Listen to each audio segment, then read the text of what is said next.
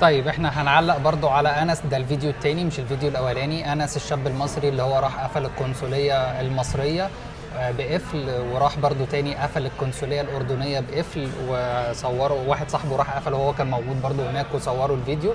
بص يا انس، انا عايز برضو اكلمك بالراحه كده. اي تحرك قانوني هيحصل ضدك هيبقى احتمال السجن من 6 شهور ل5 سنوات، ده طبقا للقانون الهولندي اللي انت موجود فيه، زائد غرامه ماليه لو الناس دي اتحركت ضدك. اللي انت عملته في القانون الهولندي بيسمى تهمه التهديد السياسي، دي تهمه التهديد السياسي، ويصنف تهديد للعلاقات الدبلوماسيه لو المواطن دوت هو مواطن من دوله اجنبيه. يعني لو انت معاك الجنسيه الهولنديه ورايح تقفل القنصليه المصريه والقنصليه المصريه اتحركت ضدك، انت كده ده بيبقى لازم ياخدوا ضدك اجراء كحكومه هولنديه، لان ده تهديد للعلاقات الدبلوماسيه. لو ما اخدوش ضدك بعد ما القنصليه المصريه تتحرك، لو الحكومه الهولنديه ما اخدتش ضدك اجراء، بيتم المعامله بالمثل في الدوله اللي انت عملت فيها كده.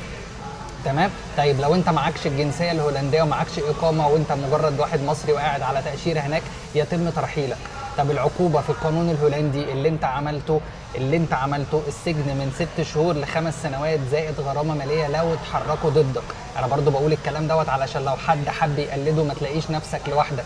الموضوع بقى في انس مختلف ليه بقى؟ يعني عشان بس لو شاب راح يعمل كده في سفاره ما يلاقيش نفسه مرمي في السجن، يعني مش شرط السيناريو اللي بيمشي مع انس هيمشي معاك. الموضوع مع انس ده قصته اكبر من حد عمل حاجه غير قانونيه وبيكمل. القانون الهولندي يا انس وفقا لاتفاقيه فيينا، العلاقات القنصليه ليها حصانه خاصه، اي شخص يقتحمها او يغلقها يعتبر منتهكا لحرمه المنشاه، فده بيعاقب عليه القانون الهولندي وقوانين الدول كلها على مستوى العالم. انت بقى يا انس موضوعك هيكون ايه؟ يا ابني والله انا بحذرك، انا معروف عني ان انا بتاع خناقات وبتاع حاجات على السوشيال ميديا. بص، ضرب الضرب يعني ما بيقفش قدامي حد، بس انا واخدك واحده واحده كده، ما عنديش النيه اللي انا اشتبك معاك. عايز تطلع معايا لايف هطلعك معايا لايف ونقعد نتكلم واحده واحده. طيب انت هيتم، انا شرحت لك في الفيديو الاولاني هيحصل معاك ايه، ودلوقتي بشرح لك ايه اللي هيتم برضو معاك. بص يا حبيبي انا مش بتريق عليك، يعني هتبتدي لجان تبع الدول الاجنبيه. خلي بالك عشان معظم الدول عندها لجان بتتحدث عادي باللغه العربيه زيها زيك، بل بالعكس اللجان عندها برامج متفوقه جدا بتقدر تسحب تعليقات باكونتات حقيقيه وتتكتب لك في الكومنتات. المهم ان هم يا انس هيبتدوا يشتغلوا عليك ويبوظوا لك صفحتك، وبعد ده انس يا جماعه، وبعد يا انس ما يبوظوا لك صفحتك هيبعتوا لك ناس تانية يقولوا لك يا انس انت شاب محترم واحنا عايزين نقف معاك. وعادي الناس اللي هتكلمك مصري عادي، مفيش اي مشكله يعني.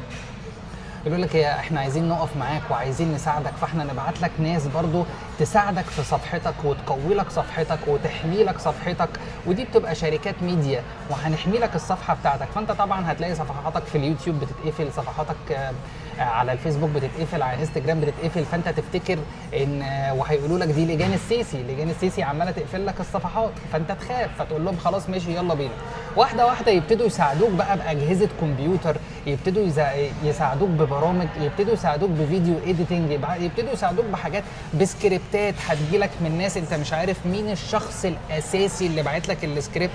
ما هو الشخص الاساسي بيحط وسيط، الوسيط بيحط وسيط، الوسيط بيحط وسيط. مش هيجي لك يقول لك مساء الخير انا من جهاز اجنبي غربي وعايز اوجهك لحاجه، انا مش هيجي يقول لك كده، ده هيبعت لك حد زيه زيك عادي كده وتبتدي تشتغل ويبعت لك سكريبتات وتبتدي تبقى ماشي على السكريبتات اللي بتجيلك من العدو مش من الصديق. يعني انت مثلا لما انت يا انس بتقول مصر قافله المساعدات، اما حد يقول لك كده يا انس قول له خلاص تمام مفيش مشكله، يلا بينا هنبعت المساعدات على مطار تل ابيب، طالما اسرائيل هي اللي موافقه وهي اللي فاتحه ومصر هي اللي مصلحه، هنبعت المساعدات على تل ابيب، ومن تل ابيب تدخل عادي، يعني عادي الطريق موجود وهتوصل لحد غزه ما فيهاش اي حاجه يعني ما فيهاش اي حاجه. اللي جابها من هولندا المساعدات لو جت من هولندا لحد سينا لا عادي هتدخل تل ابيب، هتنزل على المطار. قافله الصمود مش هم نزلوا يا انس مطار القاهره؟ طب ما كانوا من باب اولى، ما هم كلهم عرب ومعاهم باسبورتات اجانب. تمام. فكانوا داخلين عادي عايزين يخشوا بقى سياحه على مطار القاهره، طب ما من باب اولى كانوا يروحوا على مطار تل ابيب وينزلوا، ويبقى انت عامل المظاهره في قلب الدوله اللي فيها المشكله، انت ليه تروح في دوله تانية؟ انت واخد بالك؟ بس كل ده طبعا مش هيحصل، لان اللي بيحرك المحرك الاساسي هو العدو. انا اتمنى ان انت تفهم الكلام ده. طيب هم هيبتدوا برضو يعملوا معاك ايه؟ واحده واحده بقى هتلاقي التعليقات شغاله عماله تسخنك بقى، وانت بتحسب ان التعليقات حقيقيه، هو اصلا بيبقوا نفرين ثلاثه اللي عمالين يسخنوك ويكتبوا لك وجامد والله عليك وما اعرفش ايه، فانت عمال تسخن فجاه هوب يقولوا لك يلا احنا عايزين ننزل لك مقال في جريده، فانت تفرح. ما عملوا كده مع مين؟ عملوا كده مع علي حسين مهدي. تعالى هوريك مين علي حسين مهدي، هوريك صورته عشان تبقى انت برضو يا حبيبي معايا. انا يا ابني والله بكلمك كاخ، مش عايزك تضيع. ده علي حسين مهدي اهو، اعتقد انت عارف شكله اهو، تمام.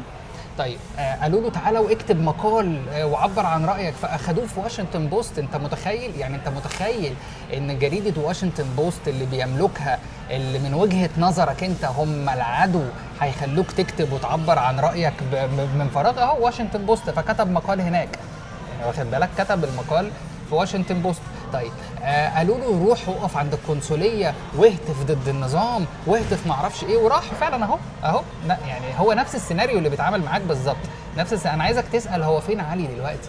هو فين علي دلوقتي؟ اتأزأز يا انس والتف، اتأزأز والتف. انت هيضحك عليك وفي الاخر هيسيبوك زي ما عملوا مع علي وسابوه. فين علي دلوقتي؟ علي ده مش موجود. بعد كده دخلوه في مداخلات مع قنوات الاخوان، نفس اللي حصل معاك بالظبط، دخلوه في قنوات الاخوان.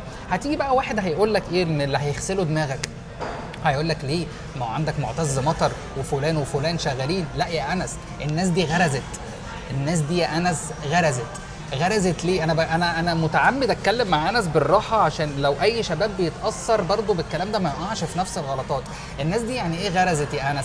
يعني الناس دي بقت ماشيه على سكريبتات ما تقدرش تخالفها يا انس. ليه ما يقدرش يخالفها؟ ما هو لو خالفها هيقولوا له طب يلا روح على بلدك، ثم يروح على بلده خلاص ده مصنف جاسوس هيتقبض عليه، فاصبح مجبر ان هو يا انس يكمل غصب عن عين اهله كلهم.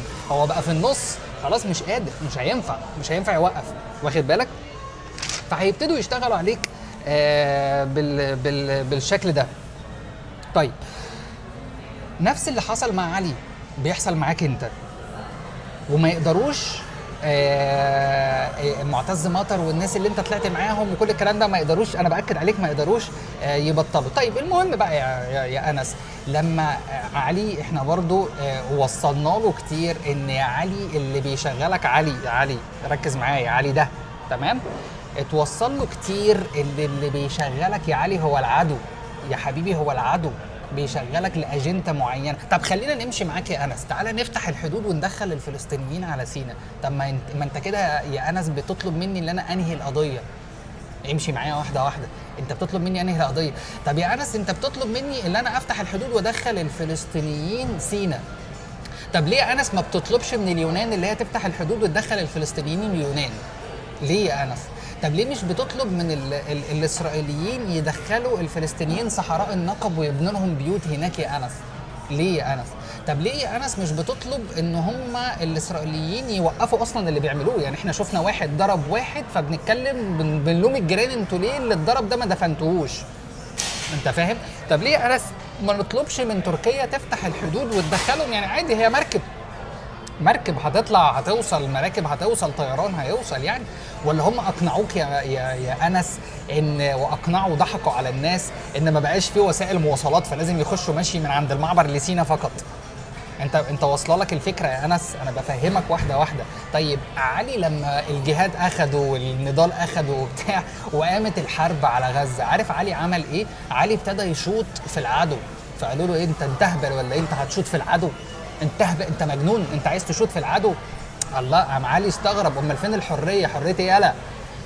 الله، امال فين التعبير عن الراي؟ تعبير عن الراي ايه يا ابني؟